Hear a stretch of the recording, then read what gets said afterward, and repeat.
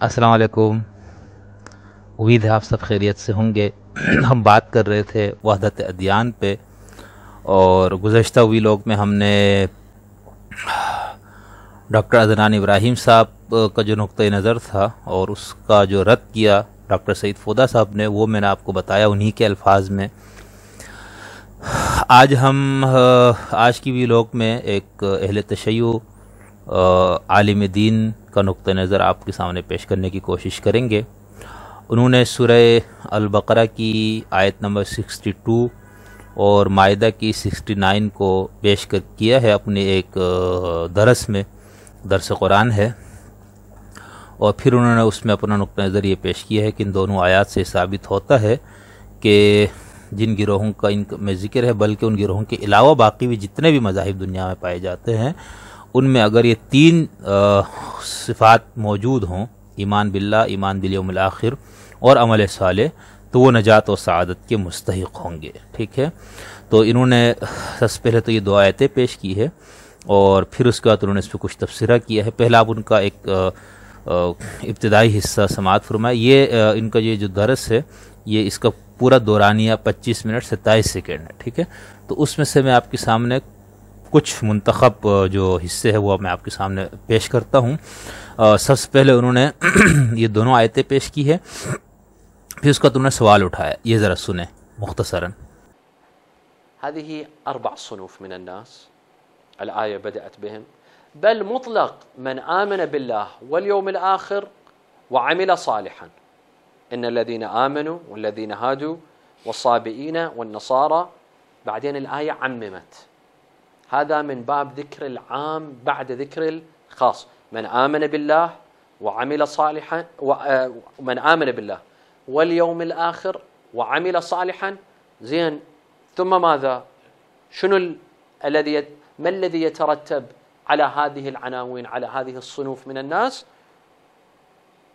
فلهم أجرهم عند ربهم ولا خوف عليهم ولا هم يحزنون.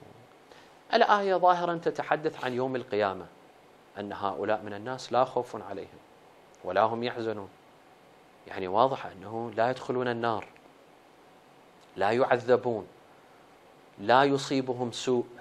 هذا المقصود بعد. ولا هل يعقل أنهم يدخلون النار ومع ذلك الآية تقول لا خوف عليهم ولا هم يحزنون؟ فلهم أجرهم، أكو أجر، أكو ثواب.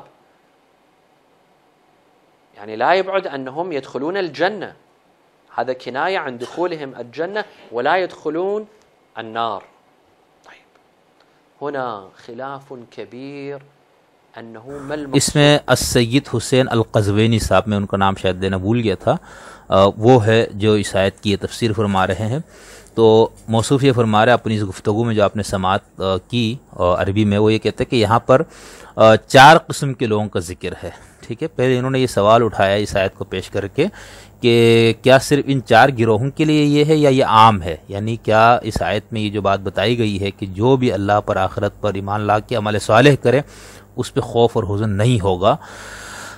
تو یہ سوال یہ اٹھا رہے ہیں اپنی اس گفتگو میں کہ کیا یہ صرف ان 4 گروہوں کے ساتھ مخصوص ہے جن کا ذکر ہے، یا یہ عام ہے؟ تو بتایا یہ رہا اپنی گفتگو میں جو آپ نے سنی کہ یہاں پر 4 قسم کے لوگوں کا ذکر ہے، بلکہ پھر مطلق ذکر ہے. یعنی وہ یہ کہہ رہے ہیں کہ 4 لوگوں کا نام لیا، 4 گروہوں کا، پھر اس کا آیت نے مطلق بات کی، اس کے اندر اطلاق ہے. اور وہ مطلق بات کیا ہے؟ جو بھی اللہ پر، آخرت پر ایمان لائے. یعنی یہاں پر ہے کہ من آمن باللہ، 4 کا ذکر کرنے کا جو ایمان لائے، اس کا مطلب ہے کہ ان کے علاوہ بھی جو ہے ان میں سے جو ایمان لایا اللہ پر اور نیک عمل کیا اور آخرت پر ایمان لایا. تو یہ کہہ رہے کہ اس کے اندر 4 گروہوں کے ذکر کے بعد آیت میں عموم پیدا ہو گیا ہے. اس کو خاص کے بعد عام کا ذکر کرنا کہا جاتا ہے. یعنی جو بھی اللہ پر، آخرت پر ایمان لایا اور پھر عمل صالح کیا، پھر کیا ہے؟ گفتگو میں یہ فرما رہے ہیں، وہ کہتے ہیں کہ جن لوگوں میں بھی یہ صفات پائی جائیں گی تو ان کا اجر اللہ کے پاس ہے، اور ان پر کوئی خوف نہیں ہوگا اور نہ ہی وہ غمگین ہوں گے. آیت میں قیامت کے دن سے متعلق بات ہو رہی ہے. لا خوف علیہم ولا هم یحزنون، مطلب یہ کہ یہ لوگ جہنم میں داخل نہیں ہوں گے، نہ ان کو عذاب دیا جائے گا، ان کے ساتھ کوئی برا سلوک نہیں کیا جائے گا. یہی مقصد ہے اس آیت کا۔ کیا یہ بات قابل فہم ہے کہ لا خوف علیہم ولا یحزنون جو اللہ نے کہا، اس کے بعد یہ کہا جائے کہ یہ لوگ جہنم میں داخل ہوں گے؟ یعنی علامہ صاحب یہ فرما رہے کہ کیا یہ بات سمجھ میں آتی ہے کہ آپ یہ کہتے ہیں کہ سب جہنم میں جائیں گے اور اللہ کے ان پہ خوف اور حزن نہیں ہوگا؟ تو کیا اس کے بعد یہ بات قابل فہم ہے کہ لا خوف علیہم ولا یحزنون کے بعد یہ کہا جائے کہ یہ لوگ جہنمی ہے؟ فلہم اجرہم، ان کے لیے اجر ہے، ان کے لیے ثواب ہے، یہ لوگ جنت میں جائیں تو جہنم میں داخل، یہ لوگ جنت میں جائیں گے، جہنم میں داخل نہیں ہوں گے۔ تو یہ اس مختصر سی کلپ کے اندر، مختصر گفتگو میں انہوں نے یہ مدعا ثابت کرنے کی کوشش کی ہے کہ اس آیت کے اندر پہلے 4 گروہوں کا ذکر ہے، ایمان والوں کا، یہود کا، نصارہ کا، صابئین کا۔ پھر یہ فرما رہے کہ ان کا تو نام لے کے بتایا، اس کے بعد جو من آمن باللہ، جو آگے من کا لفظ آ رہا ہے، یہ مطلق ہے، یعنی جو ایمان لائے، جو بھی اللہ پر، آخرت پر ایمان لا کے عمل صالح کرے، چاہے اس کا تعلق کسی بھی مذہب سے، کسی بھی ملت سے ہو، تو ان کا یہ خیال ہے کہ اس آیت کی روشنی میں وہ سب نجات کے مستحق ہے۔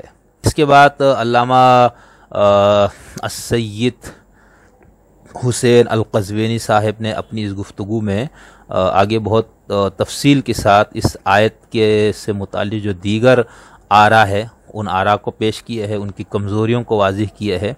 3 آرا انہوں نے پیش کر کے ان آرا کی علامہ طباطبائی صاحب، علامہ ناصر مکار شیرازی صاحب کی تفسیر جو نمونہ کے نام سے معروف ہے، عربی میں الامثل اس کو کہا جاتا ہے، اس تفسیر کو، اسی طرح علامہ طباطبائی کی جو تفسیر میزان ہے، ان سے حوالے دیے ہیں، اور پھر انہوں نے 3 اس حوالے سے جو احتمالات یا جو 3 آرا پائی جاتی اس تفسیر کی، ان کو پیش کر کے ان کی کمزوریوں کو بیان کیا۔ اس کے بعد علامہ صاحب نے ایک چوتھی رائے پیش کی ہے جو ان کی اپنی رائے ہے۔ اب ذرا آپ ان کی گفتگو سنیں کہ وہ یہ کہہ رہے کہ یہ 3 آرا ہے، اب میری رائے کیا ہے، یعنی قزوینی صاحب کی اپنی رائے، یہ ذرا ان کی گفتگو ملاحظہ فرمائے، جس میں وہ یہ کہہ رہے کہ یہ سنیں۔ الرأي الرابع وهو الرأي الذي أثار جدلا وتبناه بعض المعاصرين وبعض الحداثويين، قالوا إن الذين آمنوا والذين هادوا والصابئين والنصارى أي اليوم، يعني حتى وإن لم يقبلوا الإسلام، كل اليهود وجميع النصارى وجميع والصابئ من آمن بالله واليوم الآخر وعمل صالحا فلا خوف عليهم ولا هم يحزنون.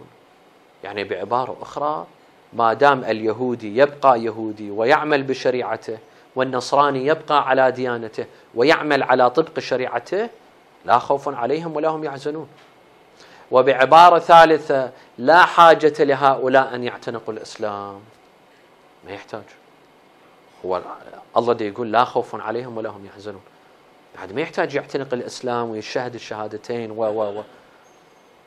إذن القرآن جاء ليمضي هذه الديانات ويقول هؤلاء كلهم في الجنة.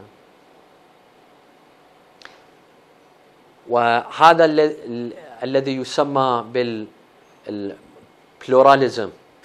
قزوینی صاحب یہ فرما رہے کہ چوتھی رائے اور وہ میری رائے ہے، ٹھیک ہے، یہ وہ رائے ہے جس نے بہت مسائل پیدا کیے، اس کو کچھ معاصر اہل علم اور کچھ جدیدیت پسندوں نے بھی اپنایا ہے۔ ان کے خیال میں ایمان والوں، یہود، نصارہ اور صابئین سے مراد آج کے دور کے یہود، ایمان، نصارہ، صابئین ہیں، اگرچہ انہوں نے اسلام قبول نہیں کیا ہے۔ تمام یہودی، تمام نصارہ اور تمام صابئی، ان میں سے جو اللہ پر آخرت پر ایمان رکھے اور عمل صالح کرے، اس پر نہ کوئی خوف ہوگا اور نہ غم ہوگا۔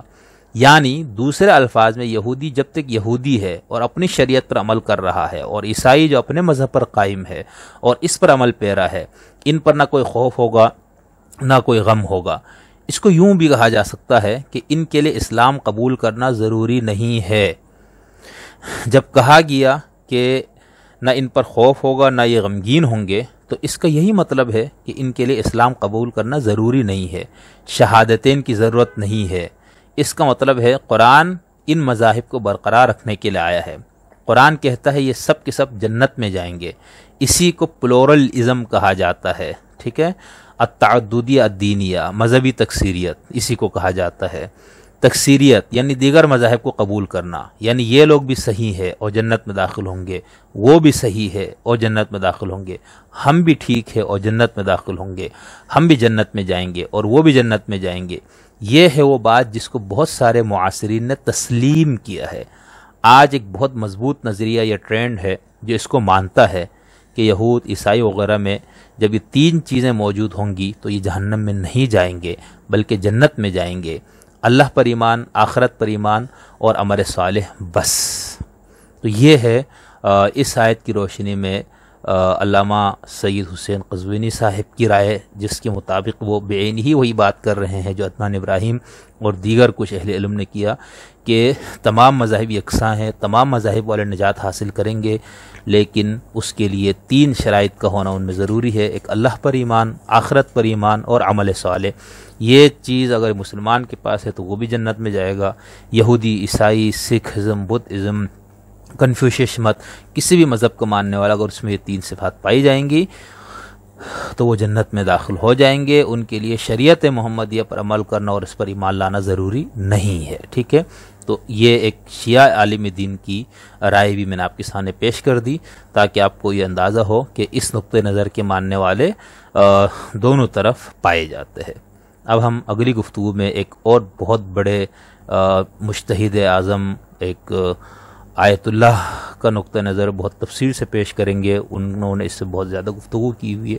امید ہے آپ کو ہمارا یہ سلسلہ پسند آ رہا ہوگا، اور ہم اگر آپ کو کچھ نئی بات